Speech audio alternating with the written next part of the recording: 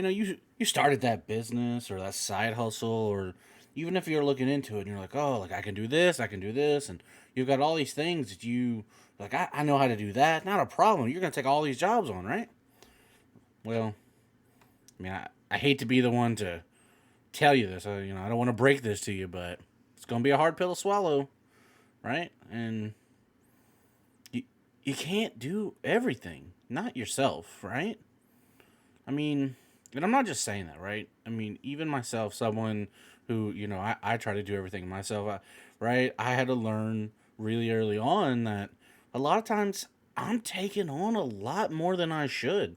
Chances are you are too, right? You don't really trust anyone to do something because you can do it better, right? But there's another thing you need to look at too, right? And this is an honest truth, and it's gonna hurt. You're not that great at everything. I mean, you're not. I mean, let that sink in, right? You, me, right? We're not that good at everything. No one is. So, why would you try to do everything yourself, right? Including the things you're not good at, especially when you're just starting out. Well, it's probably because you think you have to. I mean, that's how I was. I thought I had to do everything myself, paying people to do things for me. It was just going to cut into the amount of money I made. I didn't want to deal with that. I didn't want to deal with having to pay someone and everything that entails. It's a lot. But you're going to be your best, and your business is going to have a stronger chance of succeeding if you just focus on levering the things you are good at, your strengths, right? So we kind of want to look at this in two parts, right? I'm going to try to keep it as simple as I can. So, two parts, right? So, let's start with step one. What are you even good at? What are you naturally talented at? Now, you can do this by thinking about what types of tasks you enjoy the most, because more often than not, the things that you enjoy are also the things that you're naturally good at. You know, what makes you light up? What comes effortlessly to you? Now, you don't tend to like doing things that highlight our weaknesses, right? Like, right, wince a little bit. But one of the favorite things that a lot of coaches like to do, right, is teaching them whether it's a one-on-one event, a live event with multiple people, whether the live event's in person or maybe the live event is at a facility, right?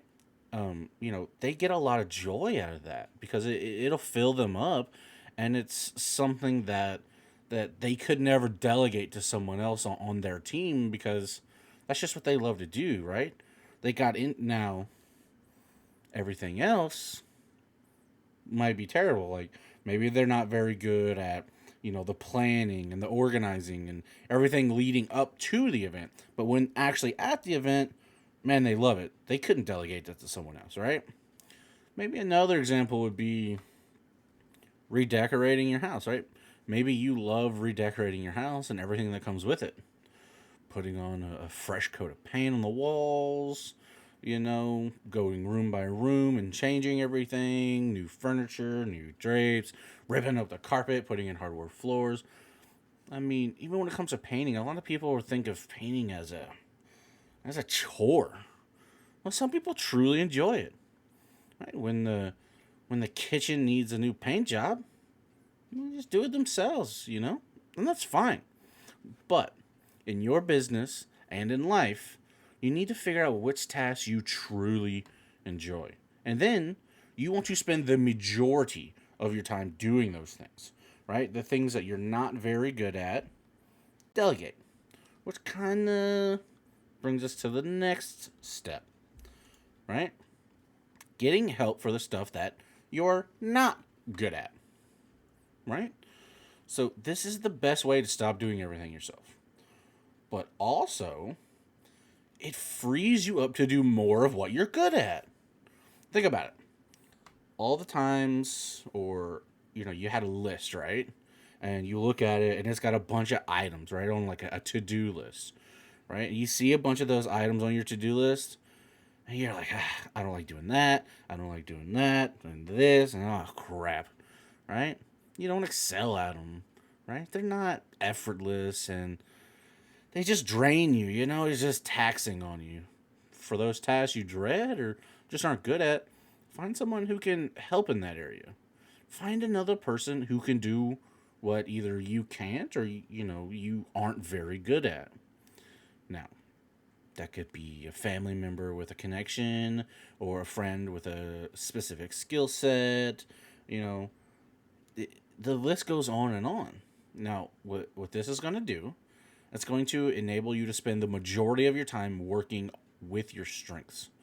It also allows other people to work to their strengths. So, cleaning your house, filing your taxes, mowing your lawn, these are all tasks you can get help with or hire someone else to just do it for you. Now, if cost is a concern, figure out how you can fill that time doing something that will pay for it. So, take a quick example. How many more orders could you fill this afternoon if you hired someone to come clean your bathrooms? Or if you book that wedding, you may need to hire a sitter, but you'll make 10 times that amount working that wedding. So do more of what you love and less of what you don't. So what's going to happen is staying in your strengths and backfilling for your weaknesses will raise the level of excellence of your business as well as keep you energized for the long haul, right? Doing those things that you're not good at, they're draining on you.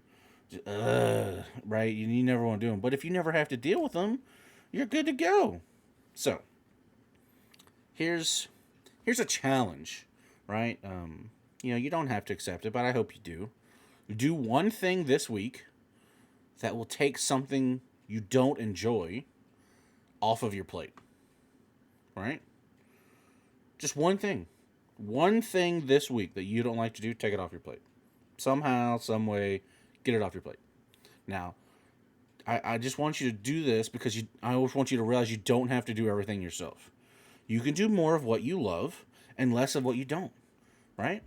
So I hope you guys kind of, take that challenge to heart and just try one thing this week, right? And if you like it, try it the next week. Maybe in a month or so, try 2 things, right? And keep it going until you can outsource the things that you don't like to do and you can focus on the things that you do like to do. You're going to see the level and quality go up, all right?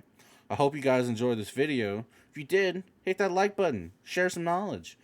Subscribe to the channel if you're not subscribed already. I really appreciate it. But till I see you guys in the next one, y'all be safe.